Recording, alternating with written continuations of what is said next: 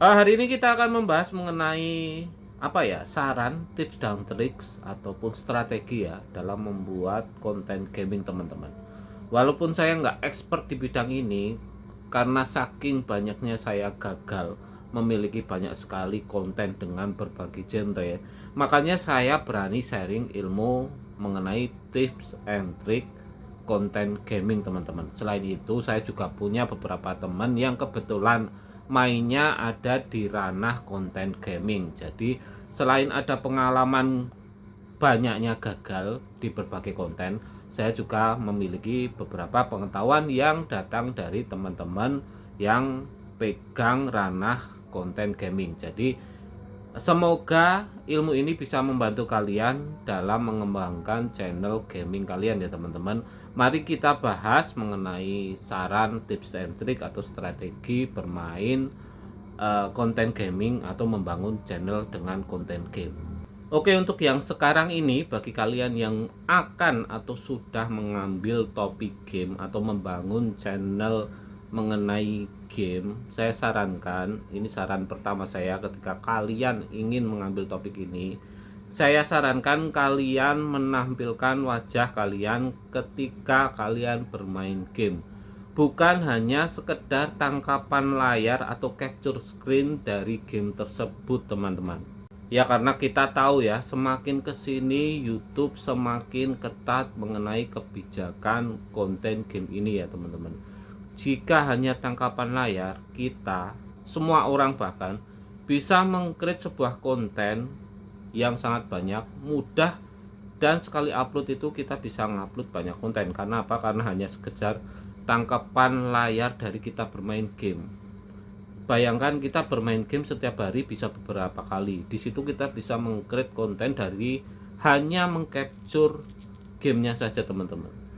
Nah, hal seperti inilah yang melandasi YouTube mulai memperketat kebijakan mengenai konten gaming.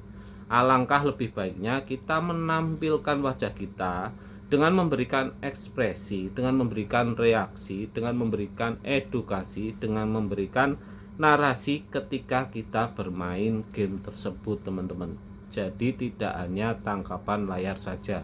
Tidak ada kendala ketika kalian mengupload konten yang hanya isinya tangkapan layar saja teman-teman. Hanya berisi tangkapan layar ketika kalian bermain game, itu tidak ada kendala. Kalian bebas mengupload tangkapan layar di YouTube, bebas, kalian bisa mengupload banyak sekali. Cuman pasti ada kendala ketika kalian mengajukan monetisasi teman-teman. Seperti yang pernah saya bilang pada konten-konten sebelumnya ya. Konten yang bisa di-create dengan mudah dalam jumlah banyak dalam waktu yang singkat ini tidak semudah yang kalian bayangkan ketika akan monetisasi. Konten-konten seperti ini pasti banyak dilakukan oleh YouTuber lain karena caranya mudah, waktunya singkat, dan jumlahnya banyak, sehingga kualitasnya akan berkurang. Karena apa? Karena banyak YouTuber yang bisa melakukannya teman-teman. Oleh sebab itu, buatlah konten game kalian berkualitas dengan cara menampilkan wajah kalian yang memberikan narasi, edukasi, reaksi ya. Jadi tidak hanya sekedar tangkapan layar saja. Kalau hanya sekedar tangkapan layar, semua orang juga bisa. Jadi saran pertama yang saya ajukan kepada kalian, bagi yang pengen memulai konten game, buatlah konten game dengan narasi wajah kalian. Tapi mas, kenapa channel ABC kok bisa ya dengan konsep tangkapan layar saja? Ya seperti itu teman-teman. Banyak sekali yang bisa membuat channel seperti itu dengan mudah, dengan cepat, dan dengan jumlah yang banyak. Dan tentu saja hasilnya bakal beragam teman-teman. Bakal ada yang bisa monet, bakal ada yang enggak. Yang bisa monet pun belum pasti umurnya panjang. Jadi lebih baik kalian mengamankan channel kalian sendiri dengan membuat konten yang tentunya berbeda ya, konten gaming yang lebih berkualitas. Tidak hanya meng-create tangkapan layar kemudian kalian upload. Jadi buatlah konten gaming kalian benar-benar berkualitas, memberikan edukasi dan menarik penonton untuk menonton kalian bermain dengan penjelasan, bukan hanya tangkapan layar saja. Tips yang berikutnya adalah memilih niche atau topik yang spesifik untuk channel game kalian.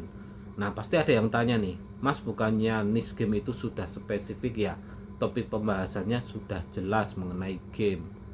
Alangkah lebih baiknya ketika kalian memilih topik game, kalian kerucutkan lagi topik pembahasannya teman-teman. Kalian lebih spesifikkan lagi topik pembahasannya teman-teman. Jangan semua game kalian bahas di channel kalian. Kalian harus spesifik dalam membahas mengenai game ini. Bisa kalian memilih salah satu game aja, bahas tuntas di situ, sehingga kalian mempunyai ciri khas di channel kalian dan mempunyai penonton yang loyal terhadap konten kalian teman-teman. Saya ibaratkan seperti ini teman-teman, ketika penonton datang ke channel kalian dan mensubscribe, itu berarti konten kalian itu sesuai dengan minat mereka. Lalu ketika mereka ketika kalian mengupload konten baru yang mana penonton tadi minatnya sudah sesuai, pasti mereka akan tertarik untuk menonton konten kalian lagi teman-teman. Jadi kalian akan mendapatkan penonton yang loyal, penonton yang berkualitas terhadap konten kalian. Konten yang spesifik ini juga akan mempermudah algoritma dalam menentukan channel kalian ini membahas seperti apa sih, cocoknya dilemparkan ke penonton seperti apa sih. Jadi kesempatan mendapatkan lemparan atau jangkauan algoritma itu lebih luas dan tentu saja mendapatkan penonton yang benar-benar spesifik sesuai dengan konten kalian. Lalu berikutnya adalah memilih target audience atau penonton untuk channel game kalian dan mengenali penonton yang ada di dalam channel game kalian.